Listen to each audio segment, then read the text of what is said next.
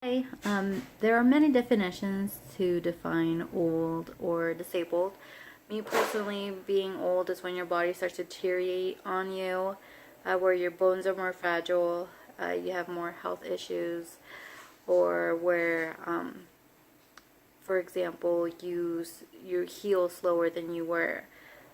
One example would be if you were 80 and you had the same surgery when you were 20, your recovery time would actually be longer. Another part would be physical appearance, where you would be more wrinkly or your hair color starts to change to white or gray. Um, to define disabled would be someone who has the mental or physical lack of ability to do certain things. Um, one physical disability would be if you're blind, you can't see. If you're deaf, you can't hear. If you can't walk, you may use a wheelchair, or if you're missing a limb, you may use a prosthesis to walk. A mental disability to me would be someone who has Down syndrome, or someone who's schizophrenic, along those lines, someone who has mental illness.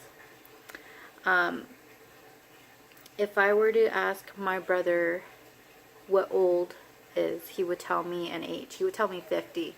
50 is old. Besides the fact of, physical appearance, with the gray right hair, wrinkles, maybe a walker or a cane. I feel that in a different culture, they may view age as, they may embrace it, where it's you lived a life where you have this knowledge of experience.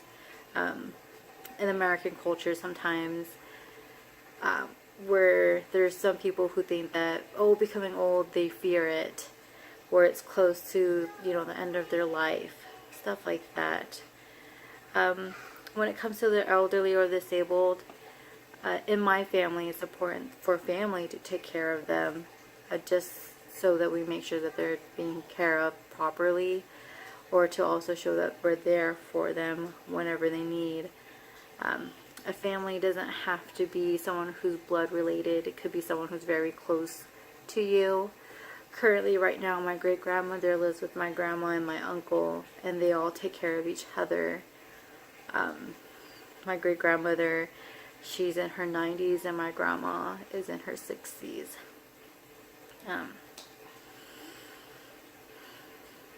For me, I don't think that my life has really been impacted by aging or disability. I have witnessed it with my in-laws. My my boyfriend's uncle is deaf, and so when I speak with his mom, they tell me that they had to learn sign language. That way they can go ahead and communicate with each other, especially with his uncle. That was one way where it impacted them. I have three statistics. One statistic is about aging, where in the past 30 years or so, there has been a steady incremental increase in the percentage of workers 65 and over who are in the workforce. To me, this is important. It signifies that, that people are living longer.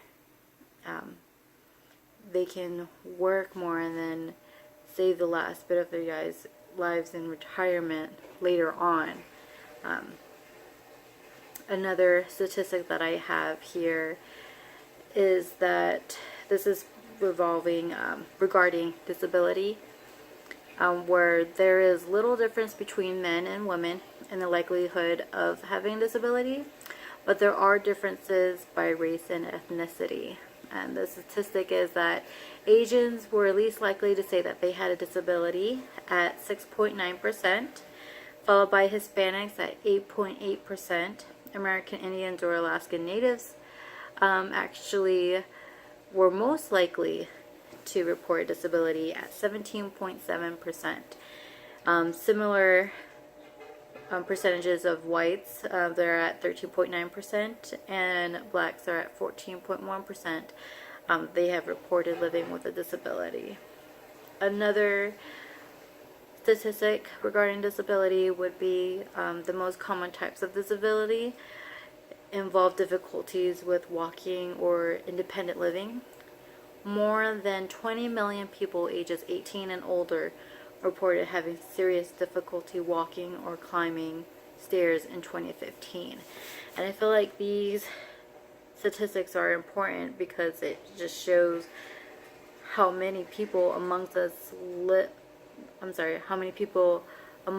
live with a disability, and as a society that we do need to take care of them and tend to their needs.